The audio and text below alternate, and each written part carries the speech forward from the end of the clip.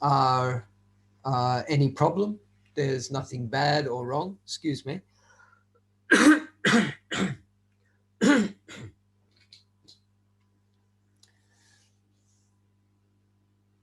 But often they are used, especially, actually, usually ego is used in the negative sense. Many people use the word ego when they mean the word pride. They might say, oh, you have a big ego, or something like that. So they use the word ego in a negative sense. When I talk about ego, I'm not talking about it in a negative sense. I only see the ego as the operating system of the mind. Like all of our computers, our phones, etc., they all need an operating system. Without an operating system, they can't operate. It's just hardware. So it's like we have processes of our mind, but we need an ego, we need a personality, we need a self, so to speak, that we project outwardly. And in order to communicate amongst us, we use this so called self, this so called ego. The funny thing about this ego is, and I'll also refer to it as the self, the personality, your character, when you go and try to find the center of it, when you try to find the heart of it, when you try to find what is this ego, where is the the pure essence of this ego, you actually can't find it. It's elusive. In fact, you could even say what it is that's looking for the ego is the ego. But even when you turn the looking for something back onto what it is that's looking, you can't find anything. There's nothing there. It's like when the awareness that is looking for the self turns onto itself, awareness of awareness, you don't actually find anything. You only find awareness. Awareness is awareness. Awareness isn't an ego. An ego has an opinion, and has a judgment, and it has a past and a future. And an ego is built up of masses of concepts and stories and beliefs and opinions and all these things that I call myself. But awareness is only a process of mind. It's like a computer process. It's just a process. It's a function. That's what it does.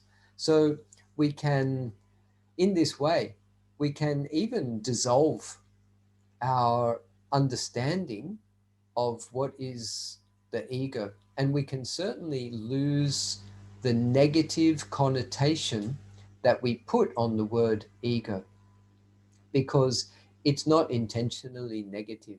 There's nothing wrong with the ego. But then when we have pride, sometimes our pride becomes overinflated. We become, we think that we are better than other people. Yes, I guess if you win a competition and if you are in a race and you come first, then naturally you feel pride about coming first. So you feel that you are better than everybody else in the competition. And as a fact, then in that situation, yes, you are better than everybody else. But it doesn't mean you're a better person. It just means you can run faster, or you can swim faster, or do something faster. So it's not a judgment about your character. It doesn't mean you are better than those other people. So people who are high achievers, people who are very good at what they do, they tend to think that they are better than other people in all areas of life. So a rich person, for example, who has worked very hard and become very rich, they might think that they are better than other people.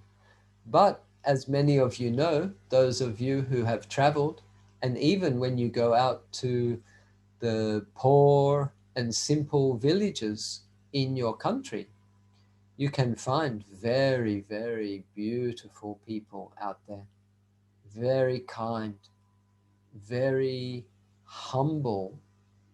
They are not using their pride to say, "Oh, I'm a better farmer than than my neighbor," or you know, "I'm yeah better than somebody else." They are very lovely, very sweet, very simple, very humble. It's so nice to spend time in the villages where people are not so competitive. I find that in our cities and in our cultures, we, especially in Australia, our culture is very competitive amongst each other. You know, Australia, we love our sports. We have good weather, so we spend a lot of time outside. It's not too hot, it's not too cold.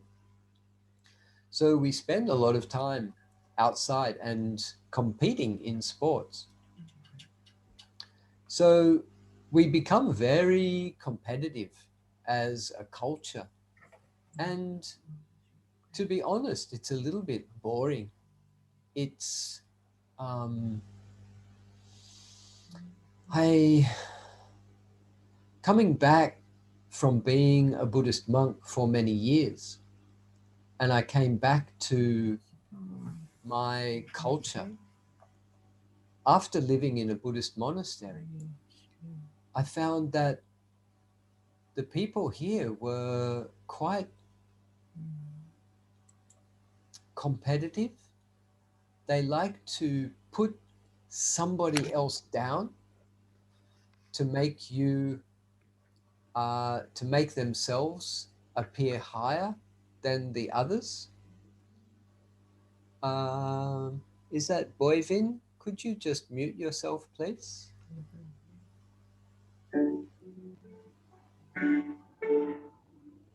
Thank, no, thanks. My mum calls this one-upmanship. One-upmanship, where even when people are having a conversation, they always want to say something better than what the other person said. I quite often hear this amongst travelers and quite often amongst young people. So, with travelers, they would say, "Oh, I went to South America and, I went to the Amazon." And then somebody say, "Oh, I went to Machu Picchu."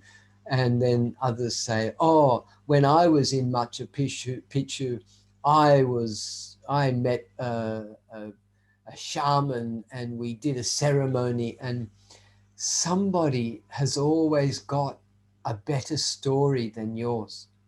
They seem to want to project themselves higher, stronger, better than you.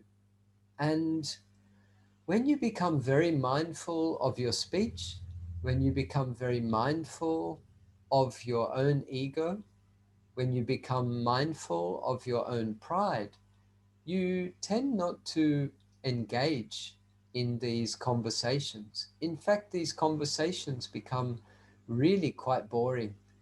And when we find people like that in our life, rather than uh, point out their faults to them or judge them, sometimes it's better to just quietly excuse yourself and even to spend time alone. Something that's very interesting about my life at the moment, actually, it's been my life for a very long time, maybe even since I was a monk. When I travel, I meet a lot of people and I do spend a lot of time with people. But when I am by myself in Australia, when I live in Australia, Actually, I spend almost all my time by myself, partly because I don't really, uh, I don't really want to engage in useless and meaningless conversations just for the sake of having a conversation or for the sake of fulfilling some kind of emptiness in my mind that we would call loneliness. People feel lonely when there's nobody else around, but they forget to celebrate the fact that they don't have to deal with anybody else's suffering. And that's what I feel also about a relationship, that I may not have a relationship, but which some people might think, oh, aren't you lonely? But I don't have to deal with anybody else's problems just for the sake of having somebody by my side. Actually, I'm quite happy to look after myself, to be myself, to do my own thing. And lately, having this van, I can really be mobile now. I can really travel and do things by myself, for myself, in my own time. And I really celebrate that. So, some of you who may be living alone, may be feeling a little bit lonely at times, don't forget to celebrate the fact that at least you don't have to deal with other people's problems and you can do things in your own time. You can eat when you want to, you can sleep when you want to, you go out when you want to, you go anywhere that you want to. So, um, a funny thing I'll share with you, and it's, um, I guess it's a bit personal, but it's still a funny thing, because sometimes I think, oh, it would be nice to have a woman, but then I think if I have a woman, then all I get is a woman. In my life now, I can have anything I want. I can have everything. So it's like this is pretty nice, actually.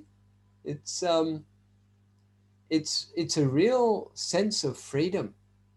So being in a relationship, although yes, you've got somebody there, you've got somebody maybe to look after you, maybe someone to somebody to talk to, somebody to be with you, but you can find many positives and many benefits about being alone.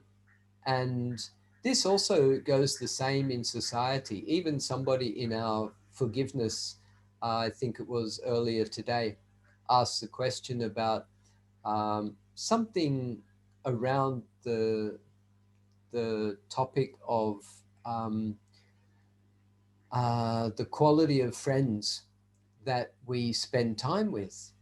Then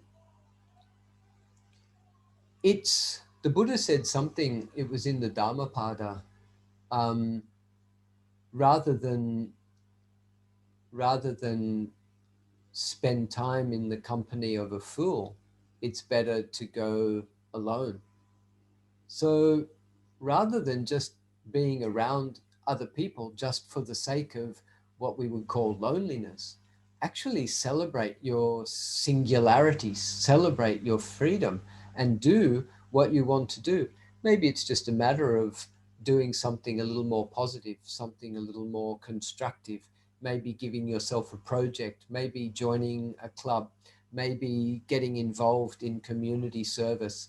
In that way, you are doing good things for the community, and but you are also you have your what's the word? I was going to say solidarity, but um, there was another word: autonomy.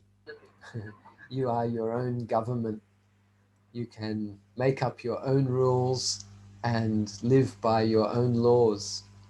So, just a reminder for friends who come in a little bit late, like Lim So Bue. Could you just mute yourself, please? That would be great. You send you this let's try to check. Ooh, let's And try. that's why we mute ourselves when we come in. Costa, are you there? Can you just? mute others, please? I think even Costa's not there. Okay, beautiful. Thanks. So, um, getting a little way from the topic, coming back to um, pride, how the ego attaches to its sense of achievement and then thinks that it's better than somebody else. This can be quite destructive in oneself. There's nothing wrong with doing things very well. There's nothing wrong with um, working hard on yourself and even achieving goals if you want to achieve goals. One question that came up the other night when I was talking about this with my friends locally was, what happens if you don't achieve your goals? So, in our society, we are taught to make goals, sometimes long-term goals, sometimes short-term goals. It seems that having a direction in your life will give you some sense of security or gives you a sense of purpose. It makes you feel better that you have um, a goal or something to work towards, something to look forward to in your life. I can't disagree with that. Definitely, having a direction, having a path, having a goal, a direction is certainly a good thing. But what happens if you don't achieve that? Perhaps you'll become disappointed. Perhaps you'll um, judge yourself, even complain about yourself. You will put yourself down. Maybe you feel that you're not worthy. Maybe you feel that you are hopeless. It could even lead to your depression. So even if you have a goal, can you keep your mind open and remind yourself, maybe I achieve it, maybe I don't? When I set any kind of goal for myself, or I have a destination that I look forward to, I always remind myself that I may not get there. Have you ever gone on a holiday? Let's say you decide you're going to go to another, let's say a seaside resort in your country, and you have to drive maybe 6, 8 hours to get to that destination. As you're driving along, and you've already booked your accommodation, of course, because we're always planning ahead and expecting what we're going to do. What happens if you get halfway and you find this really beautiful place? So much more beautiful than the one that you are going to. But you can't stay there because you've already booked your accommodation in the destination that you thought you wanted to go to. Yeah, okay, we could say, okay, I'll come back next time or something like that. I love to live my life in the sense that, okay, I can have a destination, but halfway along my destination, I might change my mind. I might go back to where I came from. I might go left. I might go right. I might just stop somewhere and be there. So, in some way, I may not, um, I may not always achieve my goal. I may not arrive at the destination I was expecting to arrive at, but I will definitely have an experience along the way. And I think many of you have heard this quite common saying now that um, the journey is the destination. The journey is the destination. It's a little bit like a koan, a kind of a Japanese, um, a Zen Japanese koan. a little bit confusing, a little bit of a conundrum. How could the journey actually be the destination? Does that mean there is no destination? Does that mean that if you're on a journey that you should have no destination? Does it mean that we should have no goals? We should have no ambition? That could be a possibility. For myself, when I look into my life now, I feel that I don't necessarily have any goals. There, I don't see anything that I feel that I need to achieve in this life. And that's not because I've achieved everything already. What I see is that what most people think they need to achieve are actually worldly goals, physical achievements, like a house, maybe a partner, a family, maybe um, some property, or even some goal like status, maybe the CEO of a company, maybe social status, maybe achieving a certificate, maybe becoming a doctor or a professor or something like that. What if we don't achieve these things? Does it mean that you are any less of a human being? Quite often, our families will put expectations on us to achieve certain goals in our life. Sometimes these are cultural expectations where pretty much the whole culture will um, will expect certain things from the children, and that's okay. That's the way the culture is. But from a spiritual point of view, it's about I feel that it's about being a good person. My mum said a funny thing to me once, and I wasn't really expecting it, but she said to me, "You are the richest man I know." Now, obviously, she wasn't talking about money, so she was talking about richness of heart. Now, if your mum says that to you, to me, that is really a stamp of approval. Actually, I'm like the black sheep of the family. I'm the youngest in the family. My brothers and sister, um, two of my brothers, they have careers, they've had families, they have houses, they are what you would call successful in life. They have achieved pretty much all the things that society says that you should achieve. Whereas I don't have any of those things. So, how is it that my mum would say that I am the richest? She's referring to the quality of the heart. And this is what I believe we need to come back to. Also, it involves checking your intentions.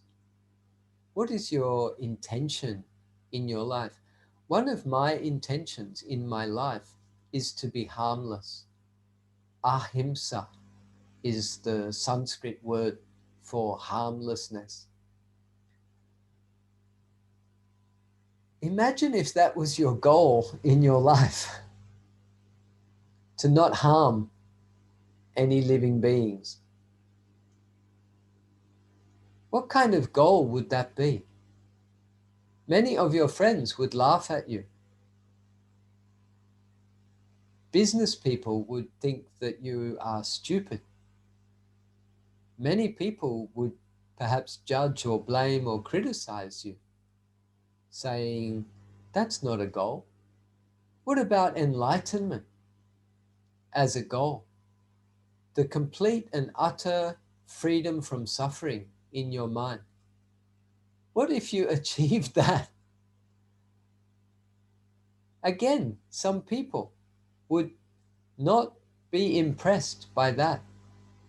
Oh, just you living such a quiet life, you're not, you know, producing anything, you're not making money. you're not contributing to the government. You could be enlightened and still have a company, I guess. I don't know if that's ever happened, but I once said to people, or not once, I've said it a few times, when talking to people who live in the city, who go to an office to work every day, I asked, would a wise person do your job? Would a wise person go to that office every day and do the work that you do? For some people, that's quite a confronting question. So then another question arises, what do wise people do? What do wise people do with their life? If I was wise, what would I do? Access your own wisdom. What is right for me in my life? What is the best path for me? I have another friend with their microphone on. So,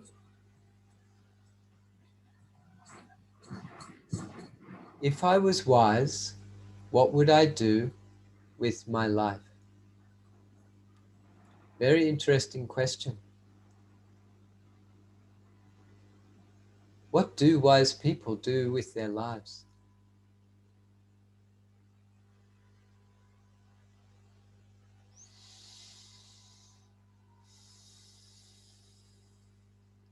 Perhaps you could take a moment to ask yourself, what is your goal in your life? What is your ambition? What do you want to become?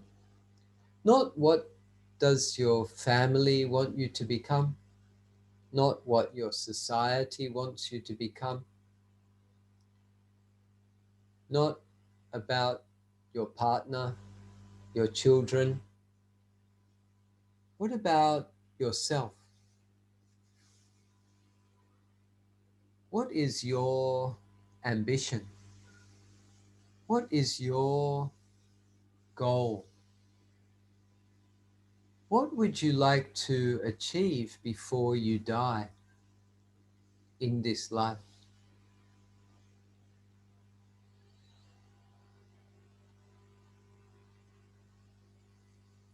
What is important? So, putting it into the question for yourself, what is important to me?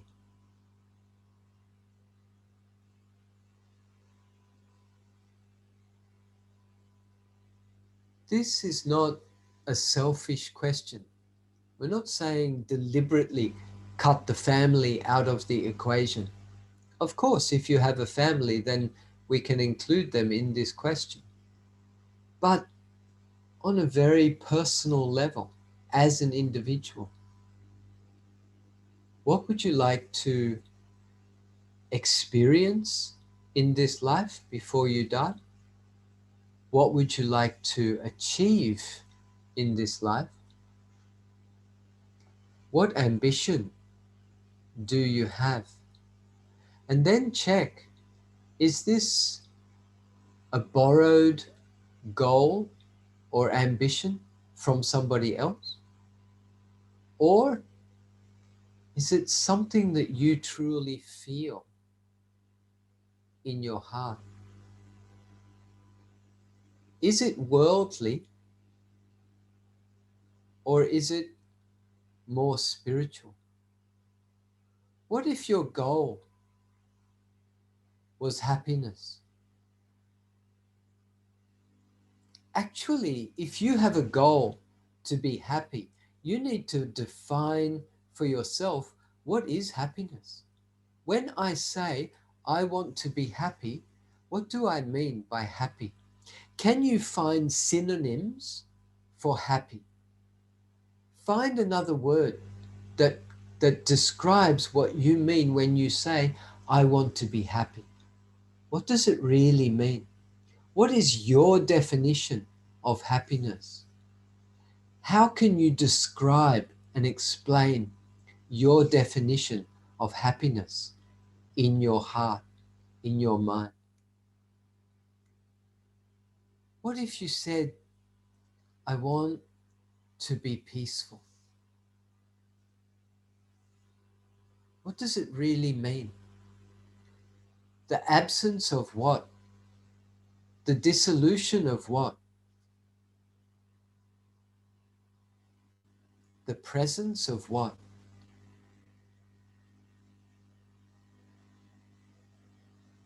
Perhaps you have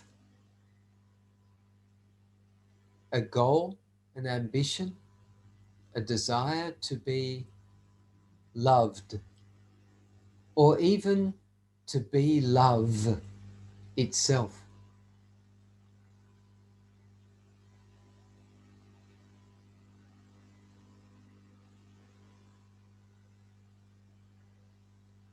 What does it really mean? How would it really feel? What would I have to do in order to achieve that? What are the blockages for me to achieve my goals? Many people these days are trying to achieve goals. A lot of talk about manifestation, getting what you want, how to become rich, blah, blah, blah. You know what? You can try really hard, and a lot of people do this. They try very hard to achieve their goals, to get what they want. There's another way. Ask yourself, what is blocking me? What is the blockage that is stopping the flow, the natural flow, for me to achieve what I want to achieve? When the blockages are removed, the flow will flow by itself. But as long as there is any blockage in the way, you'll never achieve what you want. People don't really want to do this practice because it's like they're looking at negativities and they're saying, I don't want negativity, I want positivity. I want to be happy, I want to be free, I want to be successful, I want money, I want to be loved, I want to find a beautiful person, etc. Okay, you keep saying that, you keep looking for that, but what is the blockage? What is it that, is there some silent resistance in you? Is there something that's preventing you from doing that? Can you look into that? Can you find what it is that's blocking your journey from free flowing? Maybe what you think you want isn't actually what you really want. Maybe you keep saying, oh, um, I want to find a perfect partner, or I want to be rich. But maybe you're just saying that in your mind because you think that's what everybody else wants. Maybe you don't really want that. Maybe that is not really what you are in this life for. What happens if we said, I want to learn? I want to learn about the true nature of existence. What if that was your path, your ambition? I want to know the truth.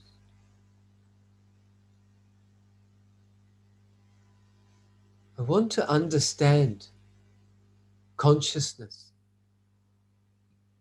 Sometimes in life, we are asking the wrong questions. Sometimes people will say, oh, I've been asking this question for many years now. I can't find the answer. Did you ever think that the question is faulty? You know, people ask this question, who am I? And some people are asking this question for a long time. Who am I? Who am I? There's something wrong with this question.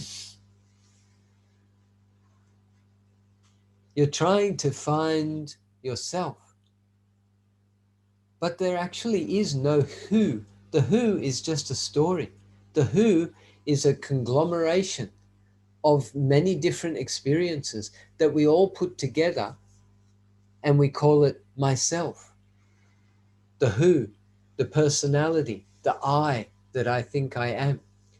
When you break it all down, there's nobody there. There is no who.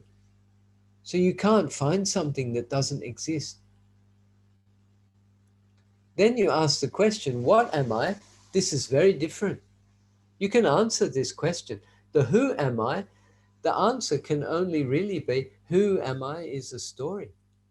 And that's a what, not a who. If I say, oh, I'm Jeff Oliver, I'm from, Australia, blah, blah, blah, it's just a story made up of concepts, made up of words. And all this stuff, I just made it up by myself. Your idea of who I am is a different story. My mother's idea of who I am is her story. My brother, my sister, my best friend. Everyone will have a different who they think I am. But a what is very different. What am I? I know I am my senses because I can experience them. I know there's a body here. I can experience it. I know there are mental processes. I can feel them.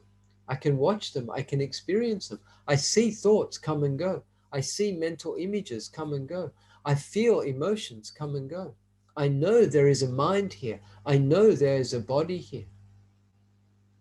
I know there are mental and physical processes. At least I know this much. Can I be satisfied with this? Can I allow myself to be just this?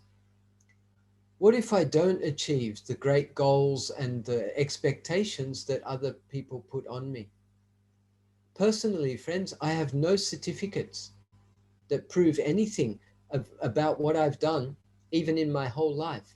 I can't show you anything now that says this is what I've been doing for the last 58 years, except this face, this body, this mind. So what? People say, oh, you've written a book. Actually, that happened in the past. It's something, it's actually not mine. It's just, it's a token given to the universe. It's like a coin. It's like a piece of money. It's something. It's not my book. People would say, oh, but it's an achievement. Actually, it's not much of an achievement. Okay, I put some concepts together, I wrote them down, I collected them, I edited them, and it got published. People say, wow, you wrote a book, you're published, it's amazing. So what? Actually doesn't really mean anything. What's more important, did somebody read the book? Did they get the benefit from the book? Did they change their life? That is satisfactory. Even that is momentarily satisfactory, and it is subjective.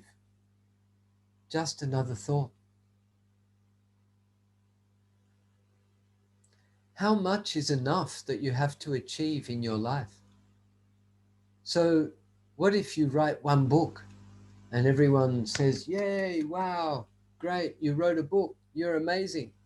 And then you write another book. Oh, wow, you've written 2 books. Such an achievement. What if you write 10 books? What if you write 100 books? Some people have written more than 100 books. Do you get better? Does it make you more famous? Does it make you more amazing? What is the quality of the heart of the person that writes the book? Did they have to write a book to become noticed, to become a good person? Did they have to have a badge or a medal or a trophy? Do I have to have something that I show you and say, look, this is what I did. This is my achievement in my life. Now you should respect me or you should appreciate me. Do I appreciate myself? Do I respect myself? What is my intention in my life? You know, when I first started this path, one of my main intentions was to be a good person. That's all. I think that's quite wise. But that was back when I first started. I thank my previous existence or existences. I must have done good practices in the past to bring me to this path in this life. And I'm so thankful to my previous self for the practices that I did. I must have done meditation. I must have kept precepts and practiced moral virtues in order to bring me to this point. That I found and uncovered some wisdom in this life.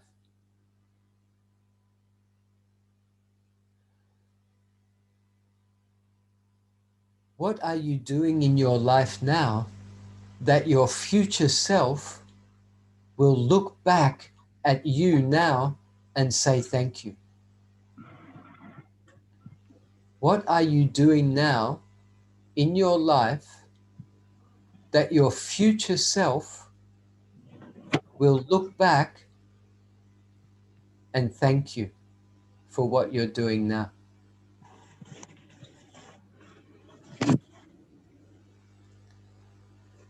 Dear Christina, could you mute yourself, please?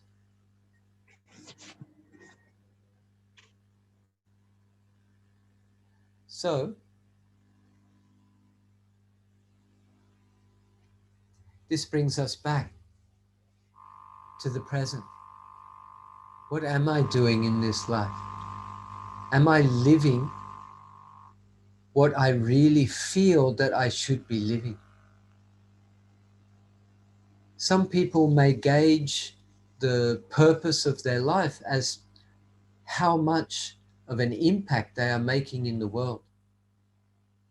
Even this, I don't believe that this is a is necessary. Yes, there are amazing people in the world, amazing teachers that can reach millions and millions of people. Even people like Eckhart Tolle or the Dalai Lama, um, other amazing teachers in the world.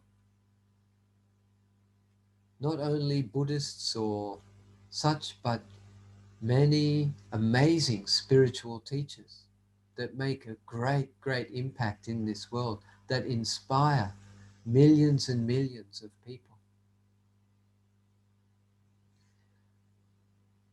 It's not how many people you changed, how many people you saved, how many people you helped. It's about the quality of your heart, your integrity. What if you helped nobody in your life, but you had a pure heart? What if you yourself actually became enlightened,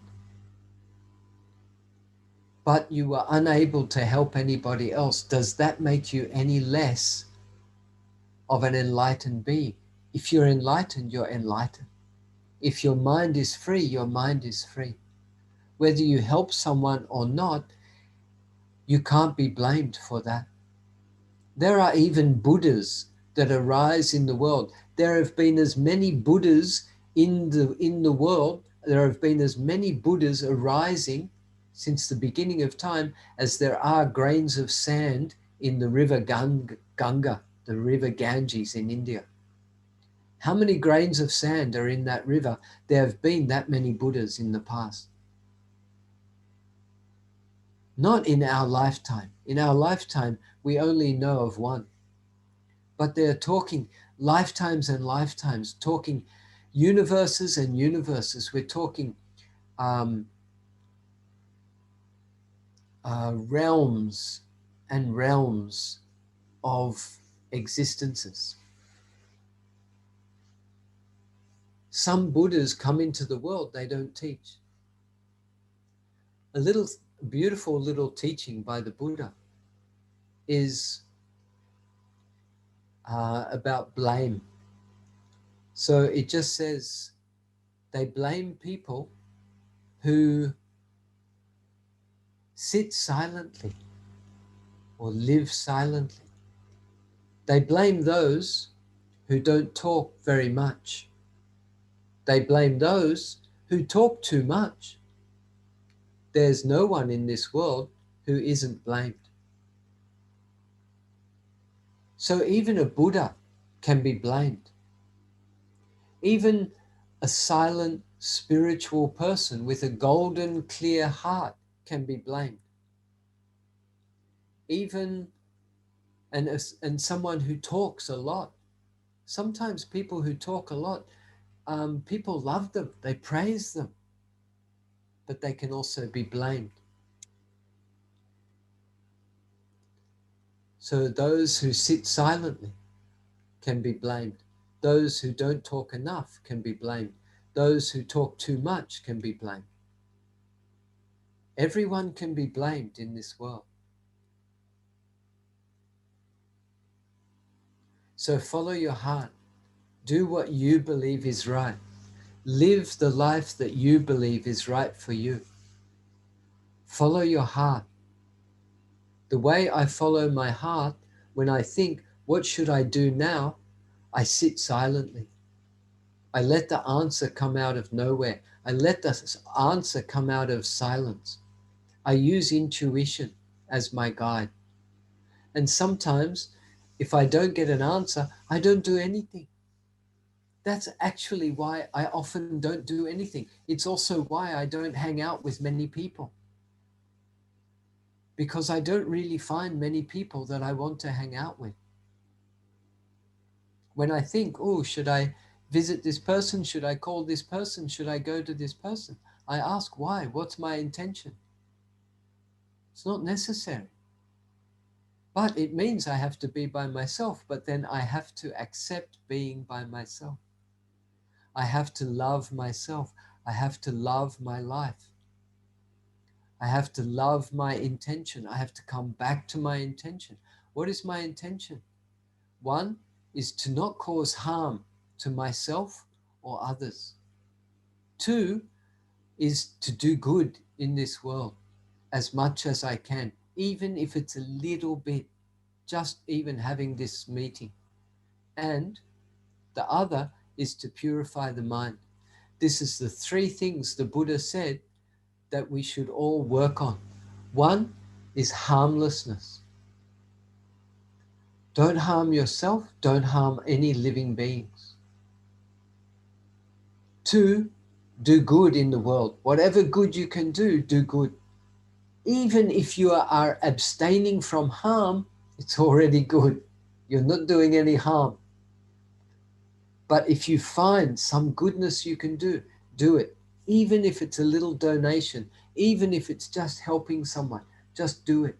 Do whatever good you can. And the third one is purify your mind. Clear your mind. Feel your truth. Live in your own experience. Extract the truth from your experience that is happening in every moment of your life. Everything you do, everywhere you go, the truth is present. Your reality is present. So let's experience some of that. Let's do a little bit of sitting quietly together, being together. Um, there are a few little messages popped in while I've got carried away on my train of thought, which I do, Osho suggests that there is no goal, it is only here and now. You know, Eckhart Tolle also said the same thing. He said, the purpose of life is to be here and now. This doesn't suit many people's view of what is the purpose of life. But when you understand that, it becomes very profound. I think from my idea of the purpose of life is to understand life. The purpose of my life is to learn from life. Maybe the purpose of my life is to understand, what does the purpose of my life mean? Not to achieve the purpose of my life, but what is the meaning of the words purpose of my life? What happens if I don't achieve that? Am I still whole? Am I still human? Am I still valid? Can I still be 100% human, 100% real, 100% present if I don't achieve any goals? If I have no certificates? If I have no trophies? If I have no physical objects that I can say, this is what I achieved in my life? What if I have nothing to show anybody? But I believe in the power of the mind. I believe in the power of love, loving kindness, unconditional love. What if I live by these pure qualities of the heart? To me, that's enough. That's an achievement. That's an achievement that most people won't achieve in this life.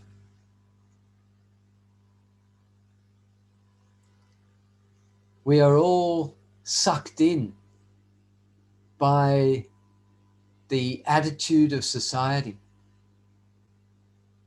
that we have to have something that we can show to others to prove our existence.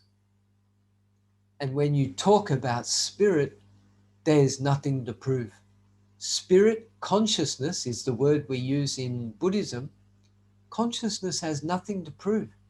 It doesn't need to prove itself. It's not an ego. It's not a personality. Consciousness is already pure. It already exists. It's the sun. The sun doesn't need you to say, oh, the sun, I believe in the sun. You are the sun, the source of energy, the source of light. I love you, sun. The sun doesn't need you to do that. The grass doesn't need you to say, oh, thank you, grass, for making a comfortable thing for me to walk on. The trees are not expecting you to love them. The four elements that your body is, these four elements are not expecting thank you. They're not expecting love. Even the mental processes of your mind are not expecting anything. This is when we tune into metta, unconditional love. This love is not expecting anything in return. You're going beyond the ego. Even though metta is largely conceptual, the experience of metta will lead you beyond the ego, leads you into even emptiness, but a fullness that is emptiness. It's profound.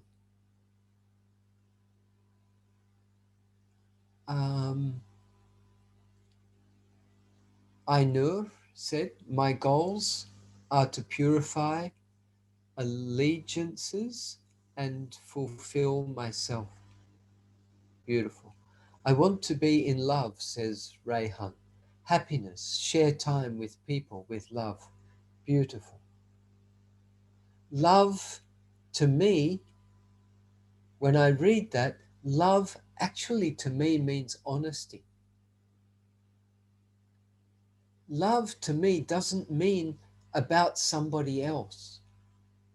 Love to me means honesty, purity, sincerity. It means the essence of being, not conditional love. Oh, I love you, you love me. If you don't love me, I won't love you. Oh, I love these people, I don't love those people. Yes, this is how the mind works, but this is not pure love. This is not the metta that the Buddha was talking about. It's up to you. Your life is your life. You live the way you want to. You love the way you want to. We are all at the stage that we are at. We can't understand beyond what we already understand at this moment. We can understand more in the future. But at this point, we have our limitation as to what we can understand. We are all at our own level. So do what you do. Love the way you love. So, um, oh, Rayhan also, no, Yasemin said, internet's very unstable. Sorry for the cuts. No problem. I'm glad. I don't know if my internet is stable, but I hope it is. Rayhan said also, um, what got show the route I am following? Okay. The path that you are on. You think human must live along people find herself. Okay. Um, and Taipo Chi said, my goal is to live well, wholesomely, so that I will have a good death. Well, there's a different goal, isn't it, friends? To have a good death, to have a peaceful death, to have a peaceful passing. But more importantly, after passing, where will we be reborn? We are actually living this life now for the next life. If we do not achieve enlightenment in this life, then what we are doing in this life will manifest the next life. What you are doing now, your future self will have to live by the consequences of what you do now. If you are angry, if you are impatient, if you are frustrated, if you are abusing people, telling people off, you're going to get more of that in the future. If you are calm now, if you are peaceful now, if you are accepting now, then you will get more of that in the future. What we're doing now, we are sowing seeds for the future. Remind yourself, be mindful of your speech, your actions, and your thoughts now, because you are creating your future self. Do you want to suffer more in the future, or do you want to become free? If you want to become free, you must first reflect on your speech, actions, and thoughts from the past. Learn your lessons, learn how you've created suffering in the present, and then be mindful in the present, keeping precepts, keeping morality and virtue, harmlessness for yourself and others, so that your future will be clear, your future will be bright, your future will be gentle, your future will be love. I believe this is what you want, because it's what I want. If I want it, and me as a representative of all living beings, I feel I know what I want. And if I know this is what I want, I know it's what you want. And if I know you want it, if I know we want it, then I know all beings want it. And that's why I come back to these beautiful three words: safe, peaceful, and healthy. Safe. We all want to be safe, free from danger. We all want to be peaceful, not so much happy. Happy can be superficial, but peaceful is serene, it's calm, it's clear, but it's also powerful. And healthy, healthy in body, healthy in mind, safe, peaceful, and healthy. So, sorry, that was a long introduction into the meditation. Let's do it. Um,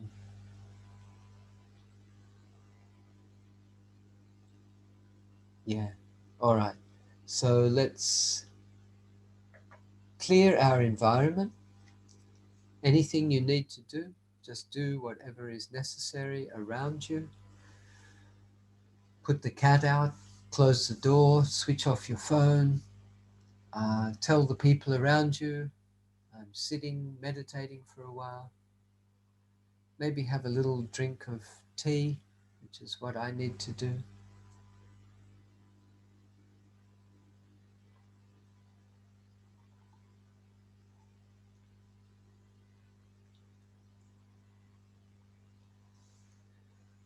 Bring your body into stillness.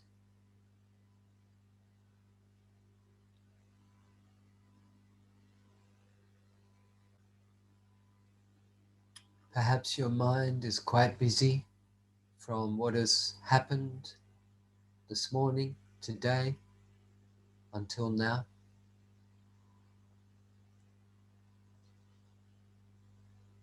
I'll give you another little breathing technique. Some friends from the forgiveness retreat might appreciate another little breathing technique. Friends from who are joining from anywhere in the world. So, as usual, bring your awareness to the opening of your nostrils. Actually, first, just relax your shoulders. Maybe roll your shoulders up and back and down. Relax your face. Relax your body. Be upright, be straight, but be relaxed. Start to feel as you breathe in, relax your whole body.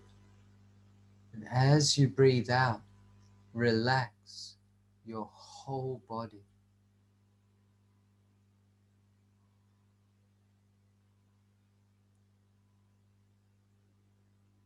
Even sometimes you can visualize your breath is illuminating, lighting up the cells of your body, sparkling your mind like a bottle of lemonade in the sunshine. Little sparkles and bubbles and rainbows. As you breathe in, illuminate your mind and your body. That oxygen refreshing all the cells of your body. I know this is imagination, but when your mind is so busy, caught up in things of the world, it's hard to access into a meditative state. We can use little tricks and tips like this to trick the mind, to change the attitude, change the state of the mind. As you breathe in, sparkle, refresh, energize all the cells of your body. As you breathe out, relax and let go. Let go of tension, let go of tightness in the body. So now, this little breathing technique. On your in-breath, count as many as you wish. Count on the in-breath, 1, 2, 3. Hold for 1 or 2, and as you breathe out, just say 1, 2, 3. If you feel your breath is a little bit longer than that, feel free to count to 4. It doesn't matter how many numbers you fit into one breath. It could be 5. But just feel a comfortable breath. Count the numbers on the in-breath. 1, 2, 3, 4. Hold your breath. 1, or two, and then breathe out. 1, 2, 3, 4. Hold.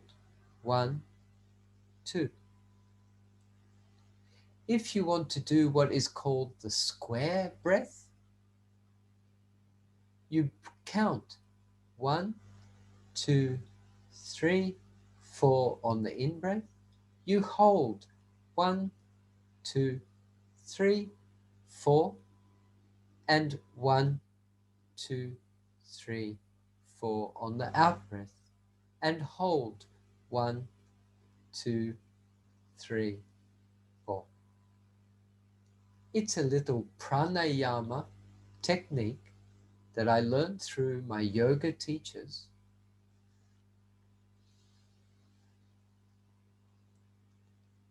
While you are focusing on your in breath and counting, your mind is not in the past, it's not in the future. You are not in a state of fear or worry, anxiety, anger. The mind becomes neutral and relaxing. Yes, we are controlling the breath. Yes, we are using concepts in the numbers. But the effect helps us to clear the mind. You don't have to do this. If you feel your mind is already clear, just feel your natural breath.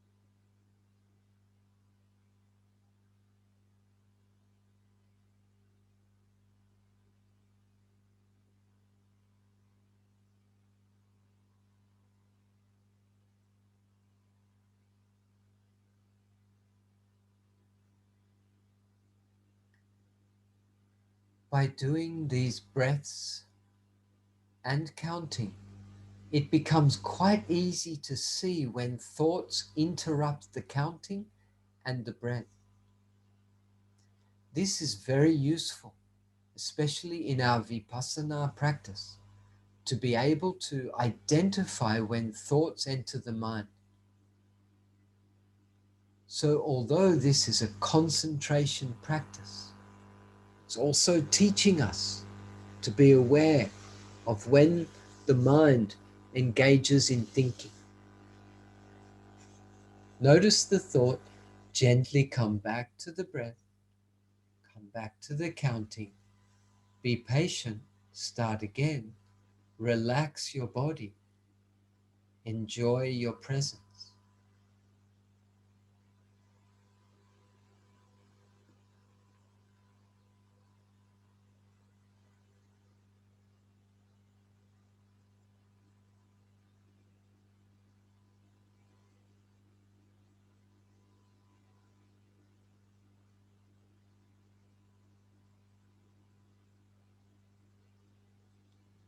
When you feel that your mind is more calm, more clear, there are no thoughts interrupting the breathing or the counting, drop the breathing and the counting. Let the breath go back to normal by itself. And sit with the awareness of the pure, natural breath.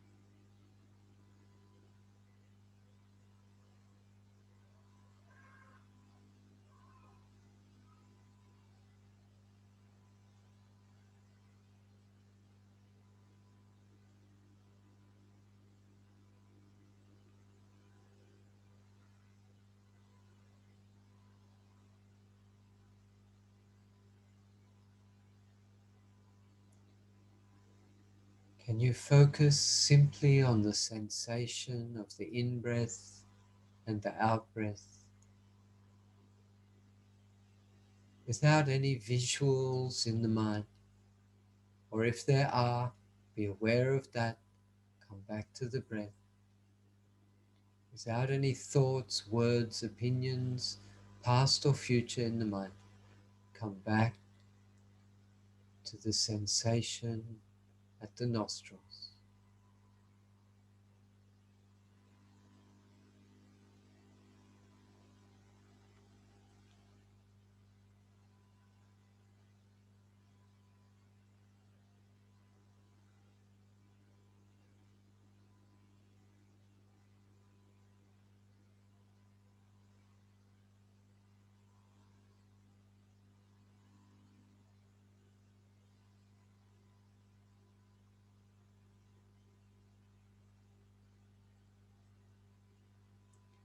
Perhaps you achieve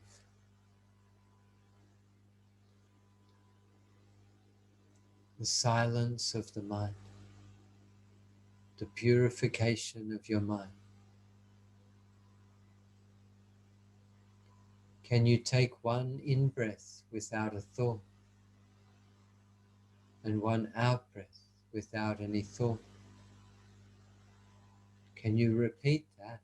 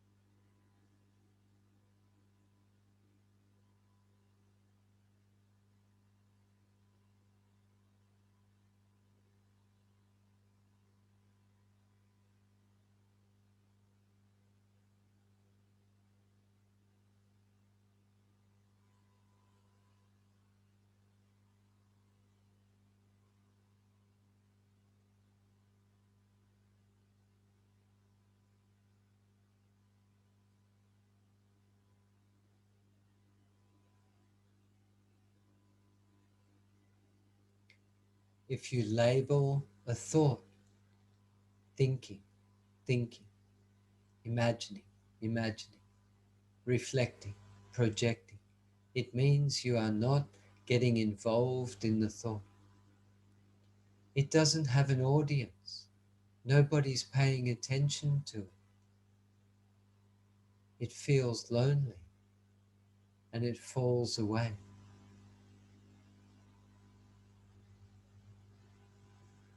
No audience, no performance. Watch the space where a thought existed.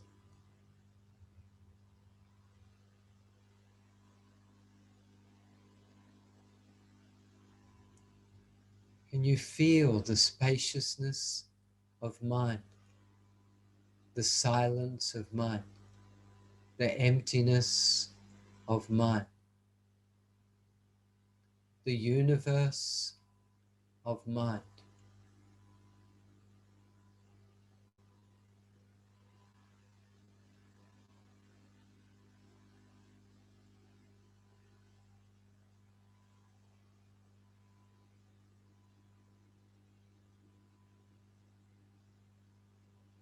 In this space, friends,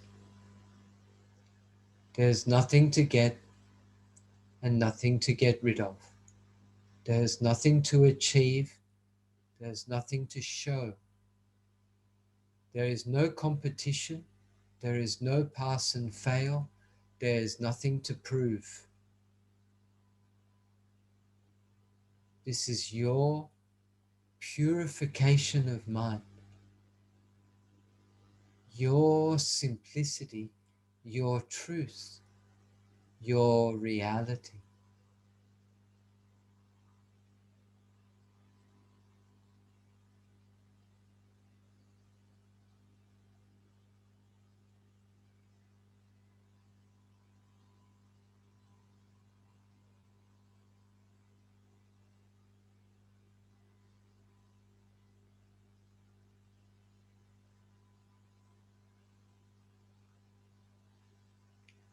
Let a thought come, let a thought go. Watch the space where the thought existed.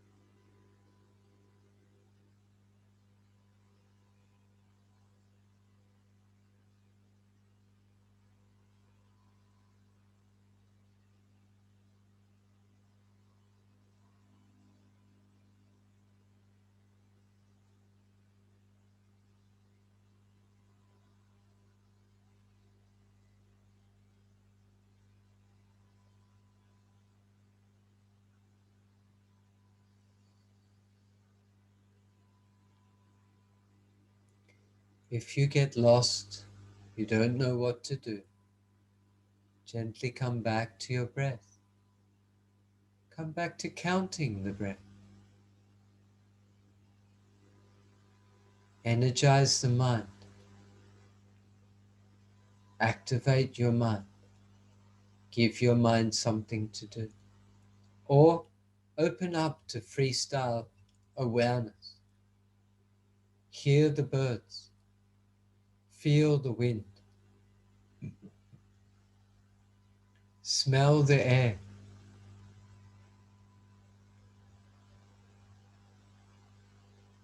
Feel any sensation in the body. Maybe stiffness, pain, numbness, itchiness. Watch how the mind reacts to the senses. Anything can happen. We don't know what's going to happen. We're just watching and learning. What's happening now? What's my teacher now? What's my lesson now?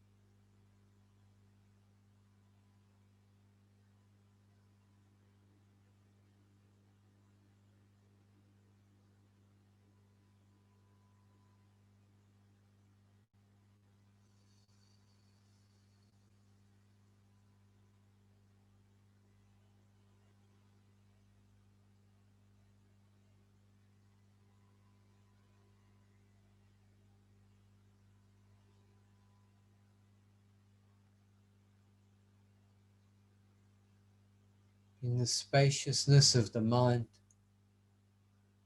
the emptiness of the mind, the clarity of the mind, there's nobody else in here. There's no one to hold your hand. Any spiritual guide or teacher is only on the outside.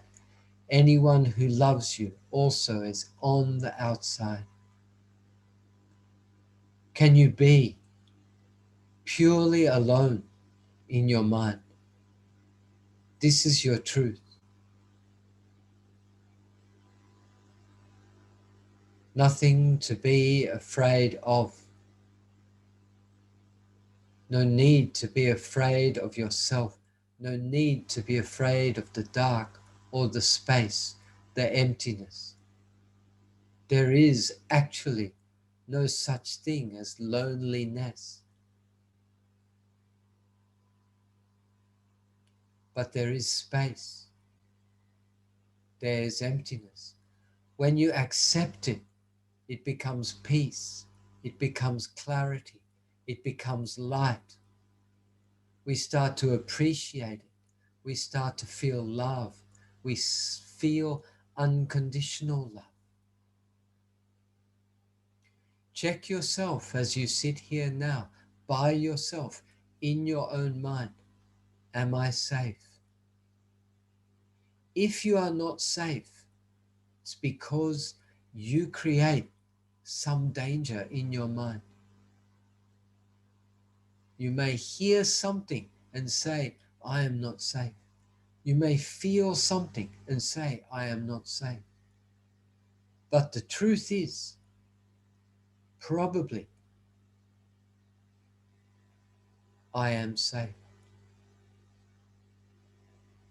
I am safe. I am safe.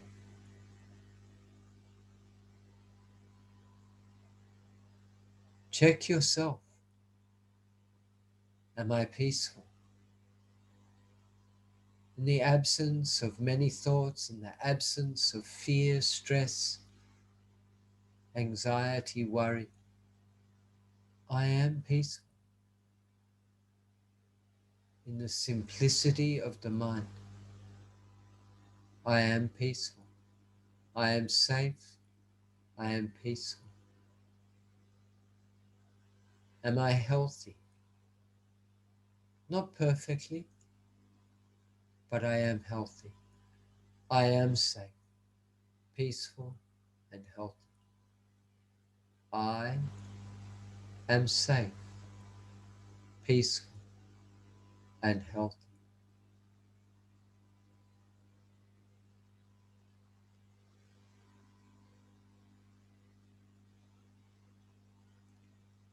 Can you say words like, I love myself? I care for myself. I care about myself. I respect myself.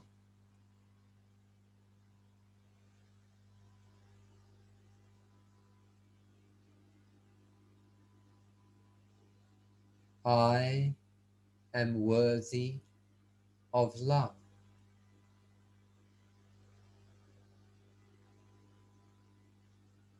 What about I am beautiful?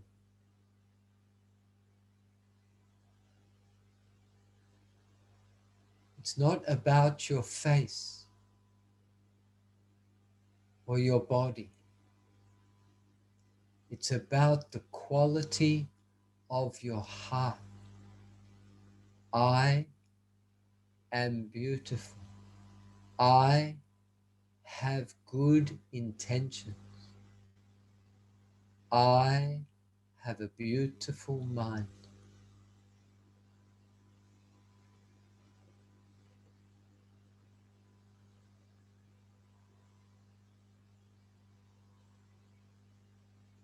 I am safe, peaceful, and healthy. If you don't feel it, is there a blockage? Can you feel a blockage to your self-love? Do you believe you are not worthy? Have you always been told you must love others and not yourself? Do you believe that love is only between you and other people, not something that you experience within yourself? Can you open your heart to this possibility?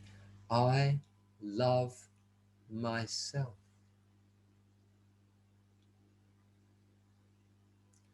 I have a good heart. I have a beautiful heart. I am worthy of love.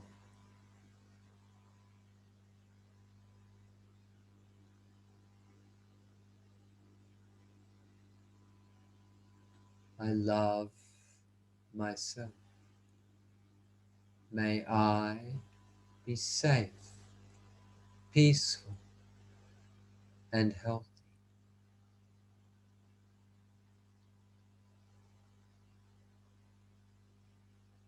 If you don't feel it, keep working on yourself. Be gentle with yourself. Bless yourself. If you feel it, why not share it? Who do you want to share it with?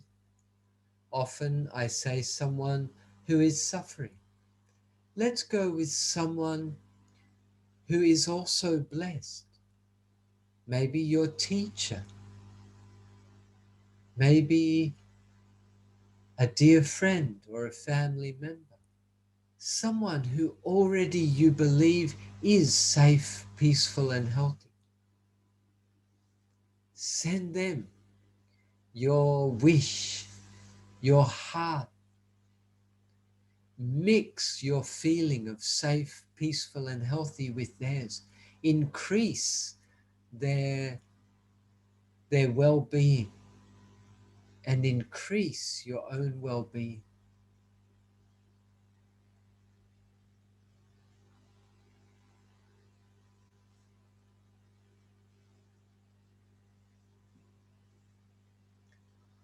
And this may turn into another experience called mudita, where you rejoice in the happiness, the success, the beauty of somebody else. If I think, may my teacher be safe, peaceful, and healthy, I think, I believe he already is. In which case, I feel good. I feel happy with this wish. I feel happy that my teacher is happy. Mudita, rejoicing in the success, the happiness of another.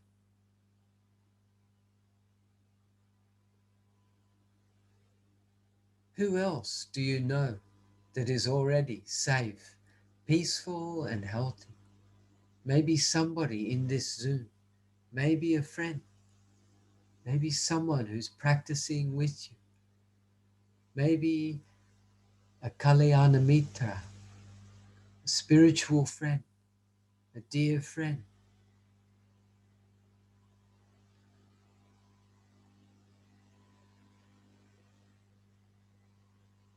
You believe they already are safe, peaceful, and healthy as you are. And you rejoice, you celebrate.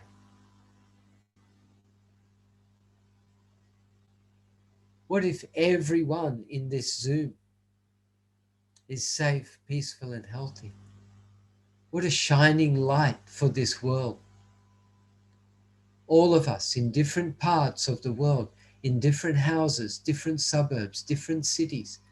Imagine if all of our lights come on and we shine out to the world, out to all beings, starting with all beings around us, to our neighbors, to our neighborhoods, to our cities, to our countries. We light up the world.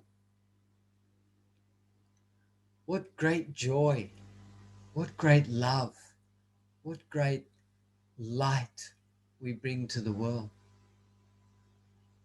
Don't underestimate your power. You are light. You are love. You are the source of your own loving kindness. You are the source of infinite love. You are the source of boundless and limitless love. Your love is abundant, always. available, always ready to flow. How much do you want? How much do you want to share? Don't be afraid that you will run out of love by sharing it. It's impossible. You are the wellspring of love, always available, always pure, unlimited. Have as much as you like. Share as much as you like.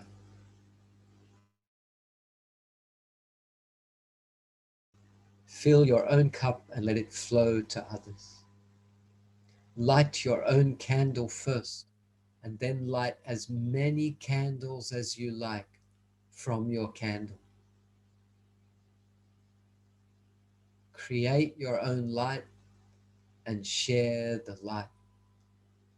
Like the sun is not depleted by us using its power. You be the sun of loving kindness, unlimited, endless, pure.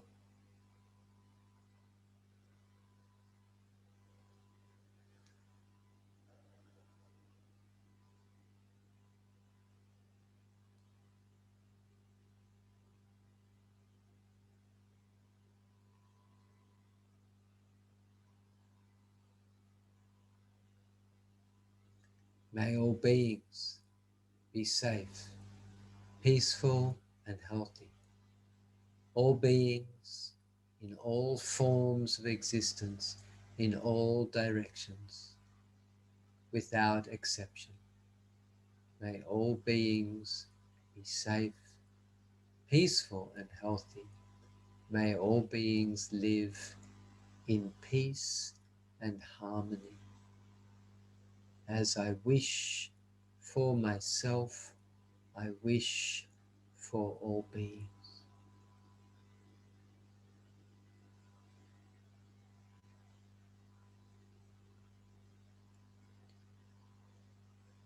Gently come back to yourself, perhaps back to your own loving kindness.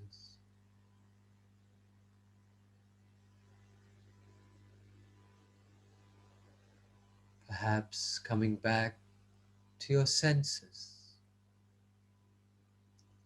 back to feel the body, hear the sounds,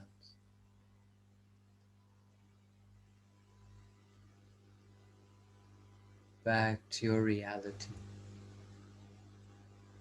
back to your breath, back to your awareness, back to here and now.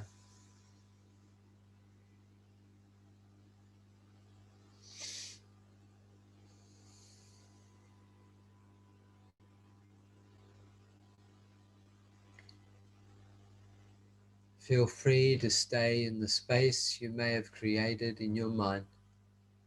Feel free to open your eyes. Feel free to move.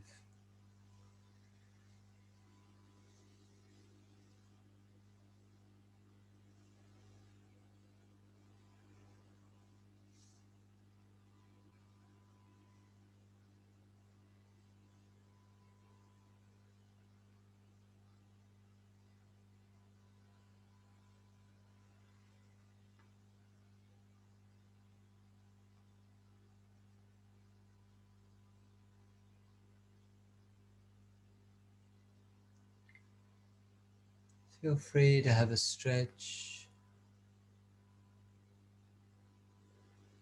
have a drink,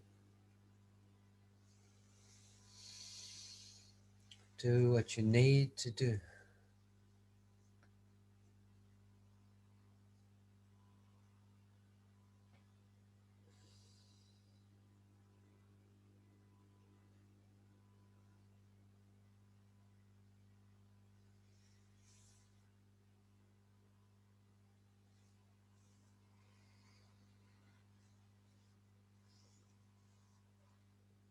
We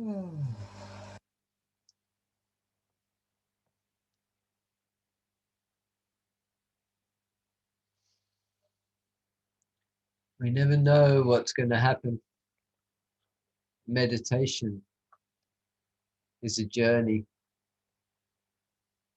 where we just take off, just take a step, we just get started, we just go. And then we find what happens along the way.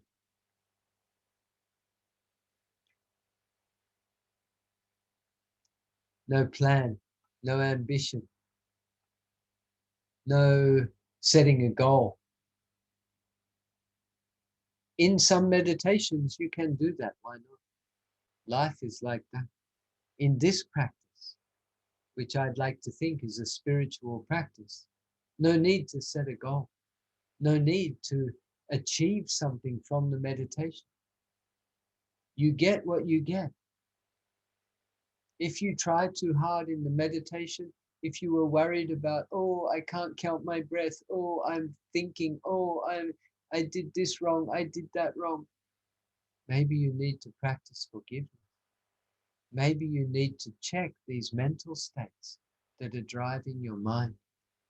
That's what Vipassana is for. Vipassana is not to be perfect about watching your breath. It's not perfect about stopping yourself from thinking. It's not stopping anything. It's about learning from the reality of your mind. For many people, this is difficult. It's so difficult to do because it's too free. Our normal daily life is so based on control, so based on rules, guidelines, what you must do, what you must not do. Meditation, true state of meditation is going beyond. It's that when I said, like, there's only sensation and awareness of the sensation. Just two things, nama, rupa, body and mind and body. Nama, mind, rupa, body.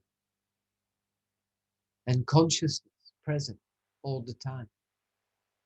That's all.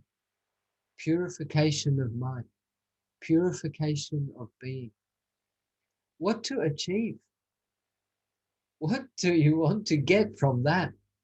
What does consciousness want? It doesn't need anything. Spirit doesn't need anything. Spiritual practice is not a goal in itself. There is no end. Yes, we can say enlightenment, but when you're enlightened, I don't know, I'm not enlightened. I assume when you are enlightened, you probably just go, well, so what? What's the big fuss about? What's all the problem about? Okay, I'm enlightened. So what? You don't get a badge. You don't get a certificate. You don't go around telling everybody, hey, guess what? I got enlightened this morning. It's not, you don't have this light around your head like Nilhan. I can see you laughing, Nilhan. It's beautiful. But look at your background. You've got you've got this halo circles around your head. One lady joined the meeting today. I didn't see her name, but she had a light right there. It was in the room behind, but it was sitting right above her head. It was fantastic. I thought, wow, is it a halo? Is she enlightened?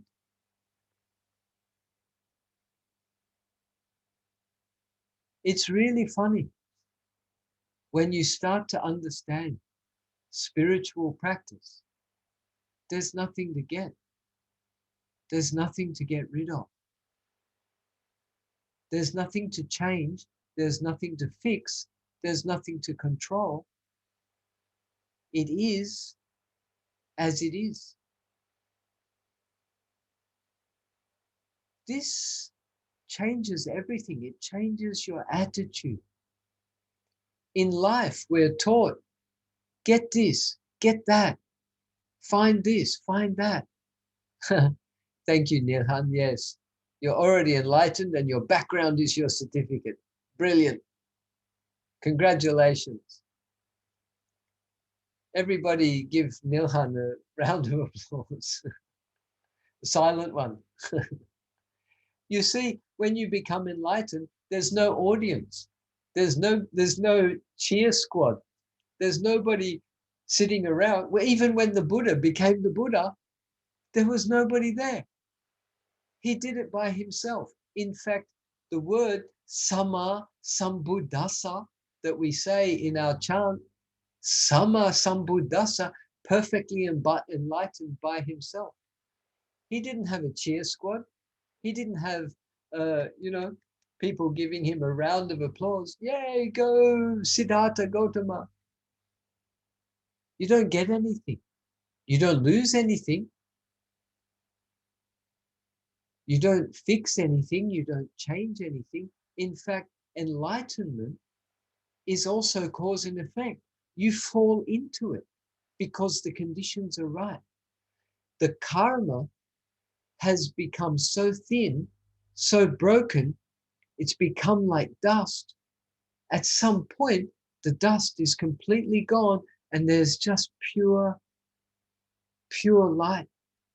That is enlightenment, pure light. You become light. You are not an ego. You are not yourself. There's no pride anymore.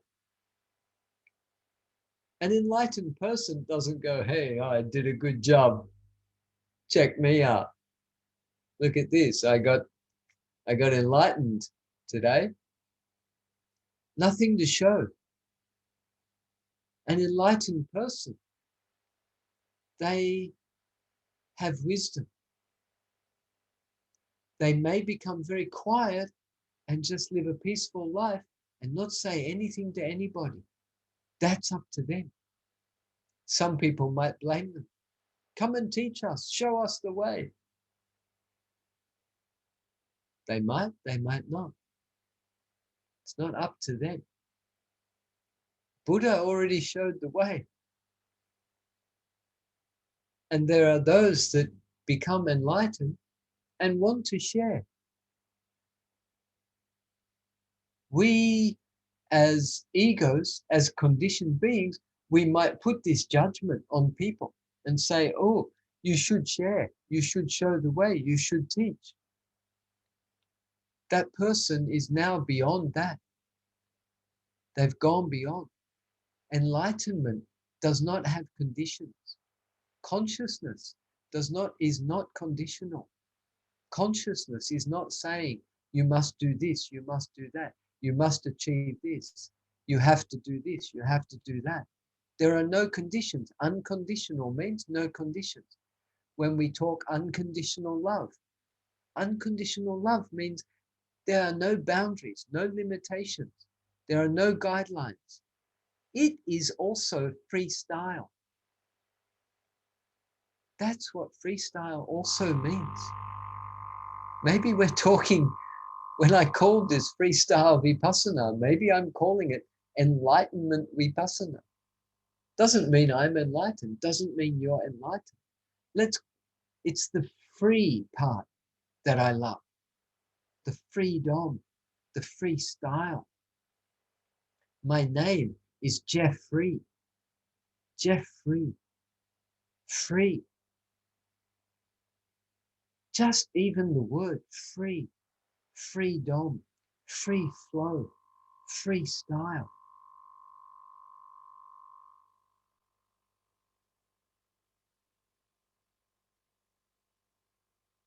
So, I've got a few comments here. I'm going to end in about 15 minutes.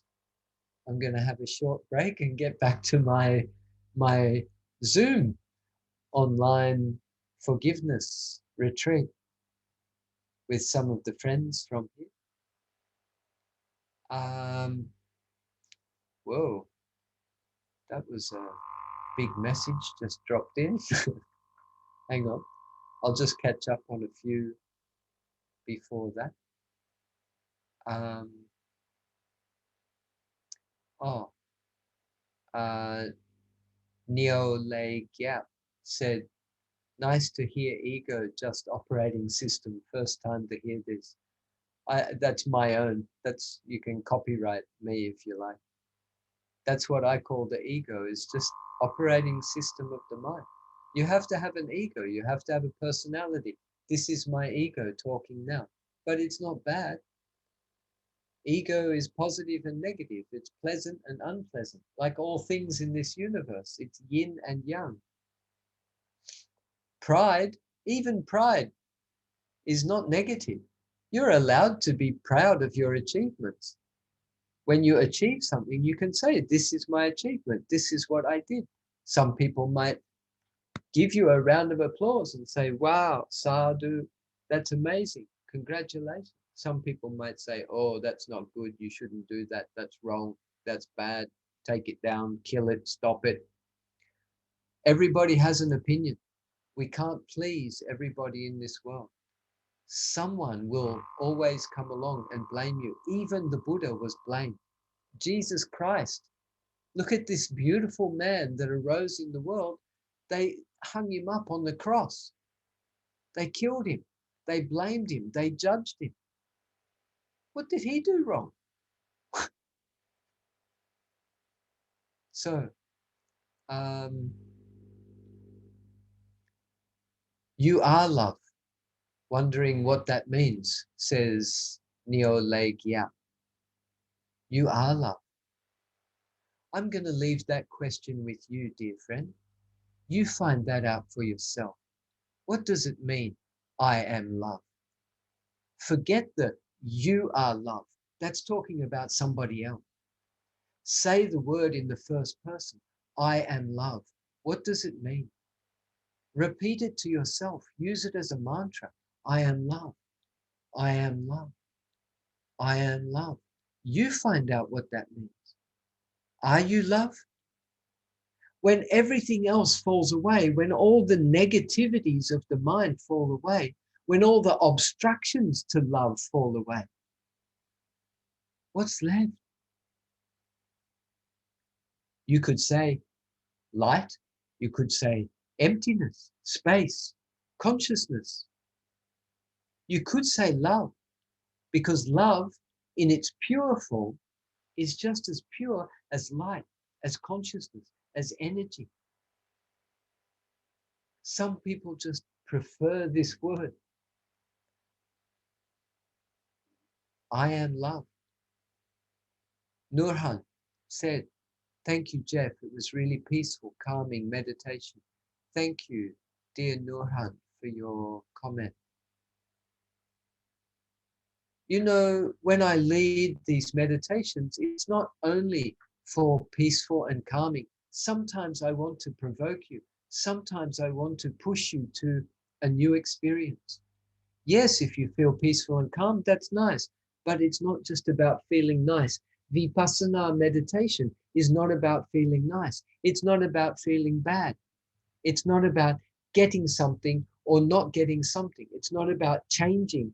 It's not about being something that I'm not. It's just about being honest with yourself. If you have a painful meditation and you feel a lot of suffering, then that's your meditation. If you change your attitude, you might say, wow, that was a great lesson. I appreciate that meditation. Very different.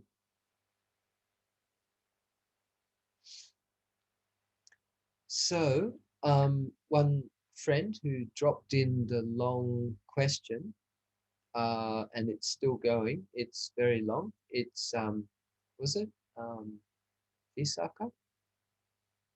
No, Kema. It was a direct message to me. So um, I won't read it out. If it's a direct message, let it go. Then somebody else said, Thank you. And somebody else said thank you. Oh, dear Nisa said thank you. Nisa is maybe the only person in our usual Zoom group that managed to get into the forgiveness retreat.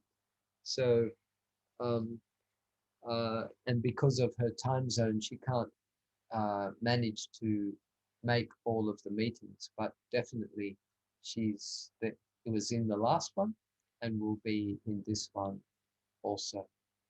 Um, so anybody else got a comment? Anybody got a question? Anybody got something to share? We've got about 10 minutes left. I can even go a little bit more.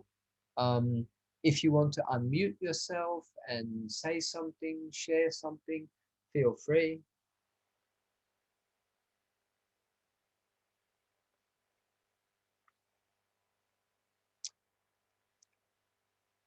ML said, I think one must be aware of arrogance, which is which is different to pride and ego. Yes, you're right. Yep, arrogance. But again, it's that almost a superiority complex, that superiority, I'm better than you. So definitely, yeah. Um, and it comes up sometimes in conversations. I still see it in myself sometimes when people are talking about traveling or talking about languages or things like that. I want to say, oh, I speak Thai, or, I can speak Burmese or something like that. So um, it's just natural. These are funny little aspects of the ego. And yes, it may be arrogance. Yes, it may be pride. Yes, we can call it the ego because it's the ego that wants to be seen, it wants to be heard, it wants to be acknowledged. Um, this is quite the normal state of the ego. It wants to be loved. We want attention. There's another word. We want validation. This is a normal state of the ego. This is what it does. And that's okay. Can you forgive yourself for having an ego? Can you forgive yourself for having pride or that desire to be acknowledged by others? It's normal. And but the more you acknowledge yourself, the more you accept yourself, the more you forgive yourself, the less you need it from other people. And that's beautiful. Um, just got, just reading out a couple of messages. Hello, Jeff. This is Ko from SJBA. Nice. That's a Buddhist association uh, in in Kuala Lumpur, but working in Bangkok. I attended your talk in Bangkok many years ago. I remember. Yeah, it's good to have a chance to join today. Beautiful. I'm so glad that you came along. I do remember you joining. Um, uh, oh, Ray Han. Um, you can't unmute. Okay, sorry. I didn't do that. It must have been Costa that did that. And now Costa, I think, is either here or not. I think he, I think he has left, but didn't give me the hosting permission. So I also can't unmute you. Sorry about that. These things happen. This is Zoom. Sorry. Um,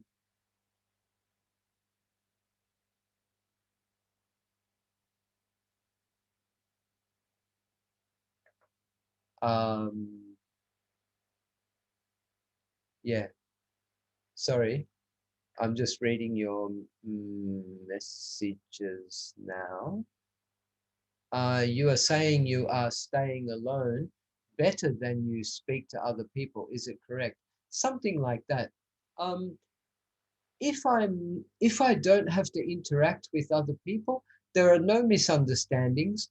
I'm not trying to. Um, there's less of suffering that arises in my being when I'm by myself.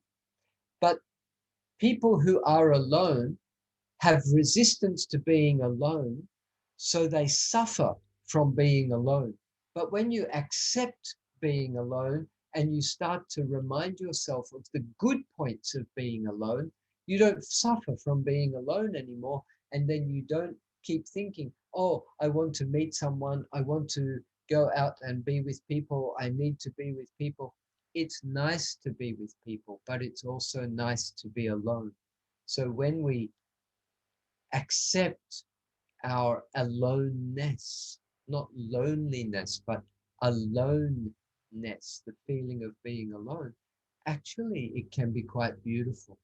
And as I said, you got the freedom to do whatever you want, whenever you want. And I like that. So, um, Irina said, Dear Jeff, the subject of today's talk hit again the nail on the head. And what's my purpose? Why we are here. You gave me the answer to so many questions I keep asking and dissipate the doubt, and this alleviates the pain. How beautiful. Thank you, dear Irina. Always glad to have you joining us, and I'm glad that could um, help you today. Rayhan said, I think people must be with other people. Okay, Rayhan, that's your opinion, and just you of course people be with people, why not? It's lovely. Just keep doing that. It doesn't matter. Any way is your way. the, there is no right or wrong. I'm just sharing my feelings, my experiences, my um, the way I've found. So even being a Buddhist monk for many years, a Buddhist monk's life, although you live in a monastery, quite often we are not really talking to other people. We're living a very quiet life. There's nothing wrong with that. You might see other people, but you don't have to talk to them. It's about finding strength within yourself. It's about finding that you are the source of love, not relying on other people for your happiness, not relying on other people to love you or appreciate you or feed your ego. In fact, being with other people can often do the opposite. And then we get angry with them. We get disappointed with them. Oh, why don't you love me? Why don't you talk to me? Why don't you want to be with me? And it creates complications in our life. It's very hard to just find even one person that you feel completely comfortable with all the time, and that person also feels completely comfortable with you all the time. If you can find that, beautiful. But always, we need to rely on ourselves. We need to come back to ourselves. When you are ready to die, when you are on your deathbed, when you are dying, you only have yourself. You only have your past speech, actions, and thoughts. You have your deeds. That's all you have with you. You can't take anybody else with you. In the meditation we did just now, there was nobody else in there. So this makes us strong. This makes us powerful from within. I'm not saying don't be friendly or don't be with other people. Of course, you know me, I like to be with people, but I also like to be alone. So we find a balance. We find our own way. Thank you, Rehan, for your comments and your suggestions. And then Wee Chui Hun said, Dear Jeff, thank you. Please forgive. I have not been able to attend for a while now, but I always benefit from your teaching. Thanks again. You are very, very welcome. I appreciate you, and I appreciate everyone who has joined today, especially our friends who like to join every week. It's always a pleasure to see your faces, even if I see just your name on the screen.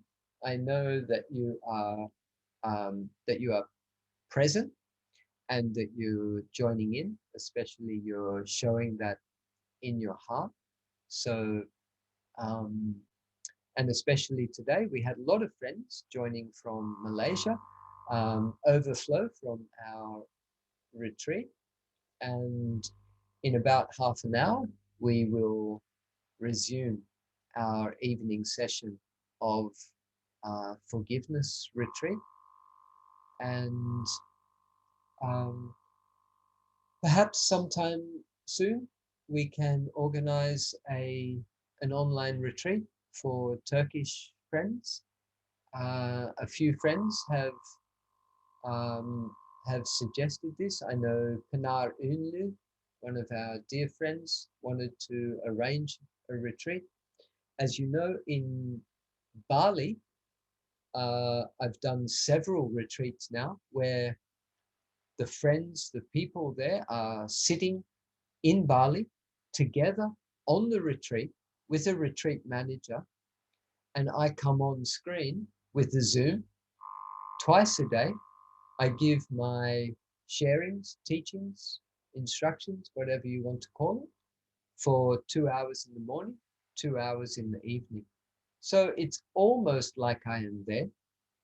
Um, and the manager just does the other bits and pieces, um, sharing some of the physical tips and guidance for the people on the retreat.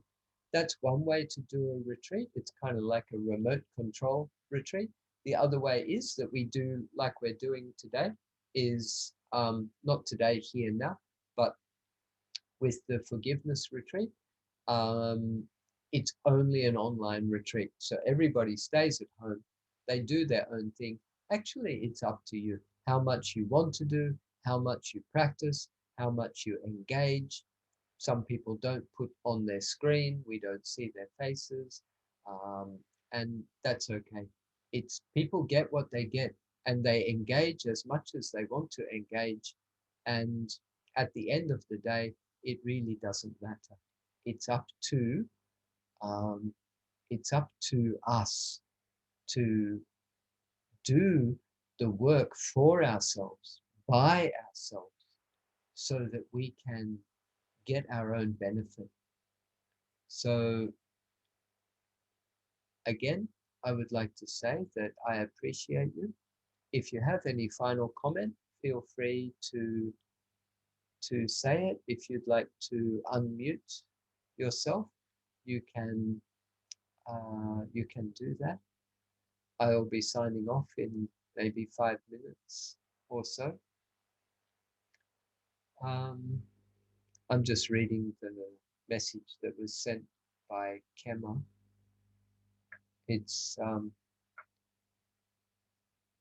it's a lovely message, and yeah, okay. Anybody else got something to say, something to share? Feel free. Oh, actually, you can't unmute yourself. Sorry, Rehan. I can see you complaining there. Just remain calm. Everything's all right. Oh, look at this attitude. Very interesting. So, um, I can't do anything about that. It's beyond my control. It our host Costa has departed. He's gone to the mountains, and he didn't give me the hosting, which means I can't unmute you. And it also means that when we leave the meeting, nobody can close the meeting. So this meeting will just go on infinitely. Yeah. Okay, so look, do you want me to come back in an hour and we continue after the forgiveness retreat? We'll go on for many of my friends, especially in Europe and Turkey. It's the middle of the day. Look, we can just go on having an endless retreat for the rest of the day and into the night. So um, all we can do is do messages if you like. So Neole Giat said thanks, and Ali Bahar said thank you, dear Jeff. for your time and sharing. I'm grateful, loving you unconditionally. Thank you, dear brother.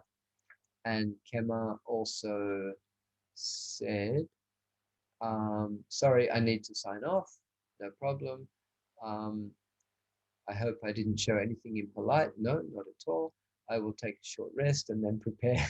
Good. You have a rest and I'll have a rest too. And Susan Tare said, thank you for this extension of today's guidance in retreat. You're very welcome. And Guy said, TQVM, Brother Jeff, which is code, Malaysian code for thank you very much. It's funny, Malaysian friends just understand TQVM. It just, of course, it says thank you very much, but other people don't understand that. I think it's pretty cute, actually, to TQVM. Thank you very much. And appreciate your style, your freestyle and retreat, and great job. Thanks. You're very welcome. I appreciate myself. I appreciate my style. Of course, I'm not perfect, and some friends won't appreciate this because they're so used to maybe very formal teachings, maybe very Buddhistic teachings. Um, I am Australian. I am a freestyler. I am a surfer. This is my style. This is what I share. If you like it, let's run together. Let's play together. Let's dance together. Let's practice together. Let's learn about life together. If you don't like it, it doesn't matter. There are lots and lots and lots of teachers in the world. It's a smorgasbord. It's a buffet of spiritual teachers. Go and find your perfect teacher. There's so many of them. And hopefully you can find one in your neighborhood that you can go and speak to face and learn spiritual teachings. For my Turkish friends, maybe it's a Sufi teacher. Maybe it's a teacher of Islam, but someone who's gone beyond their ego, someone who's gone beyond the practice, gone beyond the labels, gone beyond the naming of even the techniques and the religions and such. You can find these people in all religions, and even some people who don't have a religion, they are very spiritually minded. So I hope we all can find a beautiful spiritual friend that can guide us along our path, someone who resonates with us, someone that we feel is really talking to us. So Nilhan Jim said, thank you, Jeff Jim, and friends sharing the moments together. You're very welcome. And Meltem, thank you. You reminded us and self-peace in CVD days. Yes. And thank you so much, Brother Jeff from Wongpo Sim. Surely has lots of energy for Dharma. Yes, you noticed. How nice is that? Actually, teaching usually doesn't make me tired, especially while I'm doing it. It actually energizes me. So it's a beautiful blessing. And Christina said, rejoice and sadhu, Brother Jeff. Thank you for a wonderful reminder. And Eleanor said, thank you for the wonderful sharing. So that's about it, friends.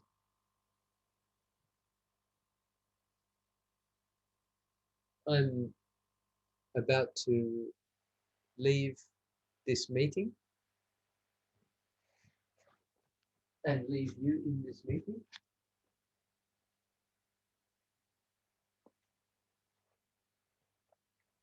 Sorry about that. I wasn't leaving the meeting. Oh, Costa, you're here.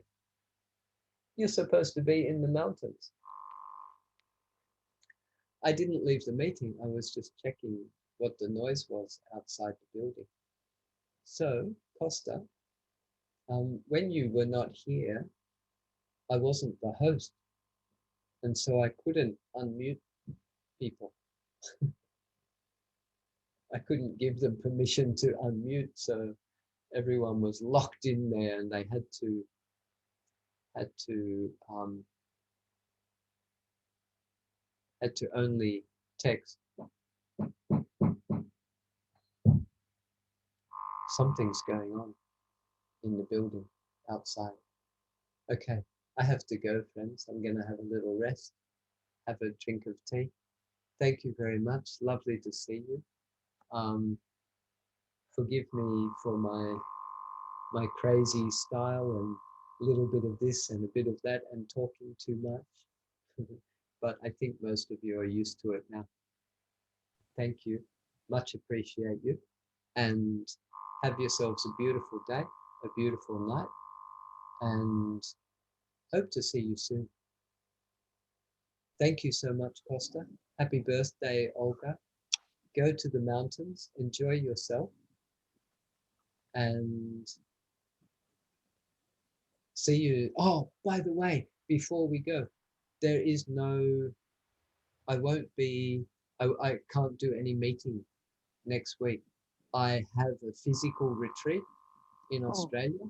I will be running a retreat in the monastery, in the Thai Buddhist monastery in the forest near my home, the forest monastery that I live in. I have about 12 friends from here coming for a 3-day weekend retreat. So next Saturday, there will be no Zoom, just to let you know. I will put it on my Facebook, but not everybody sees that. So just to let you know, no Zoom next Saturday. And I'm not sure, but possibly the next one, there also may not be, because I'm still supposed to go on my bushcraft survival course for the 5th time that has been cancelled 4 times. So anyway, at least at this point, I can say next week. Unfortunately, friends, I won't see you. But always feel free to contact me personally. I'm happy to chat on Messenger or any other way you would like to contact me, email. Do visit freestylevipassana.com, and also because these Zooms are uploaded there, and do visit Freestyle Vipassana YouTube channel, where I also post up some talks and some things there. So again, thank you. Ho'oponopono. I'm sorry. Forgive me. I thank you. I love you.